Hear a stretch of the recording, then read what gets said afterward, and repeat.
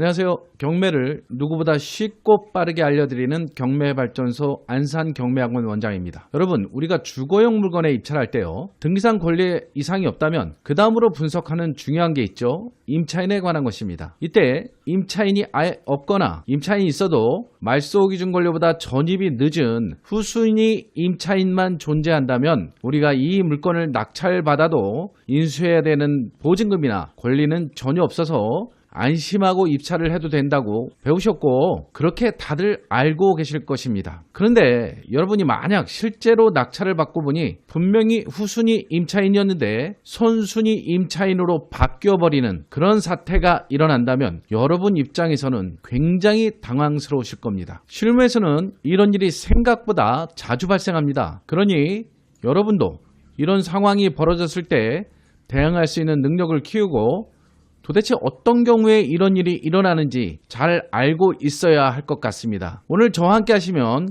이런 위험에서 피해나갈 수 있는 방법을 제가 상세히 알려드리도록 하겠습니다. 좀 전에 말씀드린 대로 후순위 임차인이 갑자기 선순위 임차인으로 돌변하는 경우는 세 가지가 있습니다. 첫 번째가 세대 합가의 경우이고요. 두 번째가 임대차 양도 양수, 그리고 마지막으로 세 번째는 전대차 같은 경우입니다. 이런 세 가지 경우는 우리가 후순위라고 믿었던 임차인이 낙찰 후 법적으로 선순위 권리자가 되어 보증금 인수라는 큰 부담으로 돌아올 수 있는 것입니다. 오늘은 이 세 가지 상황을 정리해 보고요. 혹시 우리가 이런 물건을 낙찰받았을 때 어떻게 대응을 해야 임차인의 보증금을 인수하지 않을 수 있는지 알아보도록 하겠습니다. 물건에 대한 상세한 정보를 말씀드리기 전에 학원 강의 수강에 대해 안내 말씀을 잠깐 드리도록 하겠습니다. 저희 경매발전소 경매학원에서는 불황극복 프로젝트로 정말 파격적인 가격에 경매 수강 신청을 받고 있는데요. 대상은 경매 기초반을 대상으로 하고요. 먼저 가격부터 말씀드리면 교육비가 단돈 20만 원입니다. 정말 파격적인 가격입니다. 경매를 배우고 싶었는데 비용 때문에 망설인 분이 계시다면 이번 기회를 놓치지 말고 꼭 활용하시기 바랍니다. 비용이 저렴하다고 해서 강의 질이 떨어지는 것은 절대 아니고요. 경매에 대한 기초 이론을 완벽하게 알려드리고 법원 현장 학습까지 완벽하게 알려드리니까 걱정 안 하시고 오셔도 됩니다. 20만 원을 투자해서 3억짜리 빌라를 2억에 낙찰받은 방법을 알려드립니다. 그냥 하는 말이 아니라 저희 수강생이 실제로 제 노하우를 이용해서 이렇게 낙찰받은 사례가 많이 있고요. 경매에 대해서 궁금하신 분은 전화 주시면 원장이 제가 직접 친절하게 상담해 드리도록 하겠습니다. 첫 번째로 세대 합가로 인한 후순위 임차인에서 선순위 임차인으로 전환되는 것에 대해 알아볼게요. 지금 그림에서 보듯이 우리는 지방에 사는 집인데 사정이 있어서 엄마와 아이들이 먼저 서울로 전입해서 살고 있습니다. 아이들이 공부를 잘하면 유학을 보내는데 아이들만 보내기 뭐하니까 엄마와 아이들을 먼저 보내는 경우가 있고 아빠는 돈을 벌어야 되죠. 이런 경우에 해당할 것 같아요. 그런데 나중에 아빠가 지방에 살다가 직장을 잃고 서울에 있는 아이들과 엄마와 합가하면 아빠가 다시 세대주가 되는 경우입니다. 주민센터에서는 세대주 기준으로 전입일을 다시 잡아주기 때문에 겉으로 보면 아빠 전입일이 기준처럼 보이고 대항력 없는 후순위처럼 보입니다. 하지만 주택임대차보법상 대항력 기준은 세대주가 아니라 세대원 중 최초 전입을 한 사람 기준이 됩니다. 즉 아빠가 늦게 전입해서 들어왔더라도 이미 엄마와 아이들이 먼저 전입한 날이 선순위 기준일이 되는 것입니다. 또한 임차인 본인이 일시 전출했더라도 가족이 계속 거주하고 있다면 대항력은 끊기지 않고 그대로 유지되는 것이죠. 이런 세대합가의 경우에는 표면적으로 세대주인 아빠의 전입일이 나오지만 실질적인 대항력은 엄마가 아이들과 전입한 날짜가 실제 대항력이 발생하는 날이 되는 것입니다. 그렇다면 세대합가 사실을 의심할 만한 사항은 어떤 것이고 미리 확인하는 방법은 어떤 것이 있을까요? 보통 경매 정보지를 보시면 임차인의 전입일과 확정일자가 매각물건 명세서에 나옵니다. 이때 임차인의 확정일자와 전입일 중 확정일자가 현저하게 앞설 경우 세대합가를 의심해 보는 게 좋겠습니다. 그럼 세대합가는 어떤 방법으로 확인해 볼 수 있을까요? 확실한 방법은 전입세대 열람입니다. 전입세대 열람은 경매 정보지와 신분증을 가지고 어떤 동사무소를 가셔도 발급받으실 수 있습니다. 전입세대 열람을 띄실 때는 반드시 동거인을 포함하고 세대주 및 세대원의 전입일자도 같이 확인하셔야 됩니다. 전입세대의 열람을 띄실 때는 반드시 동거인을 포함하시고요.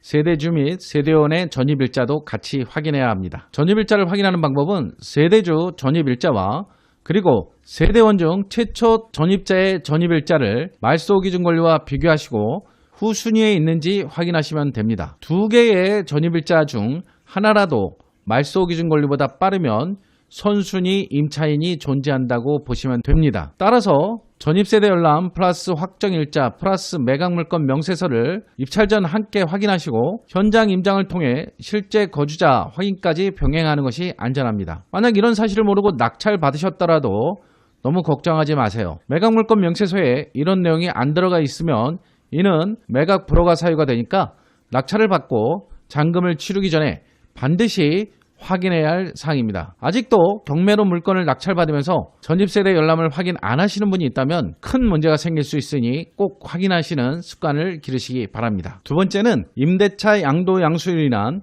후순위 임차인이 선순위 임차인으로 전환되는 경우입니다. 임대차 양도 양수란 기존에 집주인과 임대차 계약을 맺은 대항력을 가진 임차인이 다른 사람과 자신이 맺은 임대차를 양도 양수하는 계약을 맺는 것을 말합니다. 여기에서 임대차 양도라는 것은 기존 임차인이 임차권을 다른 사람에게 넘기는 것을 말하고요. 임대차 양수라는 말은 새로운 임차인이 기존 임차인의 권리를 이어받는 것을 말합니다. 만약 기존 임차인이 이미 전입 점유 확정일자를 갖춘 상태라면 새로운 임차인은 이 권리를 그대로 승계받습니다. 즉 겉으로 보면 새로운 임차인이니 후순위인 것처럼 보이지만 실제로는 기존 임차인의 지위를 이어받은 선순위 임차인이 되는 것입니다. 자, 그렇다면 왜 이런 임대차 양도 양수 계약을 맺을까요? 여러분이 선순위 임차인이 되어 어느 집에 전세를 살고 있다고 가정을 해보겠습니다. 그런데 그 후에 집주인에게 문제가 생겨서 여러분이 전입한 날짜 뒤로 가압류나 근저당 등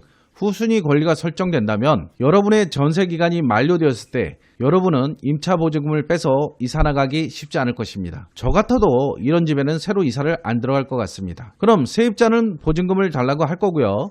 최악의 경우엔 세입자가 경매까지도 진행을 할 수도 있습니다. 이런 경우 집주인은 새로운 세입자를 들여서 보증금을 빼주기 위해 임대차 양도 양수 외에는 방법이 없게 됩니다. 이 과정에서 집주인의 동의가 전제 조건이 되면 새로 들어온 세입자는 대항력 있는 전 임차인의 지위를 그대로 계승합니다.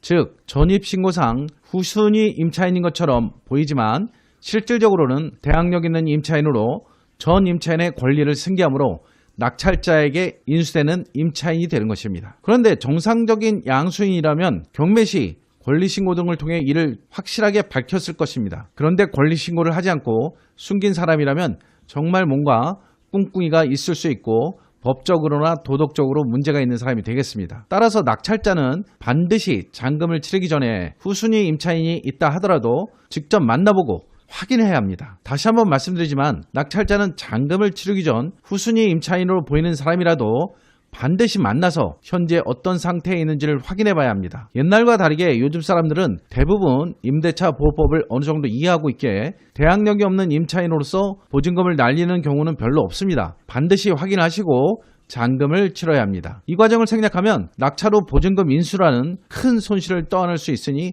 정말 주의해야 됩니다. 만약에 우리가 이런 임대차 양도양수 계약이 있는 걸 모르고 낙찰받았다 하더라도 나중에 알게 되고 매각 물건 명세서에 이 내용이 없다면 매각 불허거나 매각 허가의 취소를 신청할 수 있습니다. 자, 마지막으로 세 번째, 전대차로 인한 후순위 임차인이 선순위로 전환되는 경우가 있습니다. 임차인 B가 임대인의 동의를 받고 다시 제3자 C에게 재임대, 전대를 주는 경우입니다. 문제는 전차인 C가 실제 거주하면서 전입신고까지 마쳤다면 법원은 이 전차인에게도 대항력을 인정할 수 있다는 것입니다. 특히 기존 임차인 B가 나가고 전차인 C만 계속 살고 있다면 등본상으로는 동거인처럼 보여 후순위로 오해하기 쉽지만 실제 법적 주인은 선순위 임차인이 될 수 있습니다. 또한 임대인이 장기간 전차인의 거주 사실을 알고도 묵인했다면 묵시적 동의로 간주되어 전차인에게 대항력이 인정됩니다. 이렇게 항상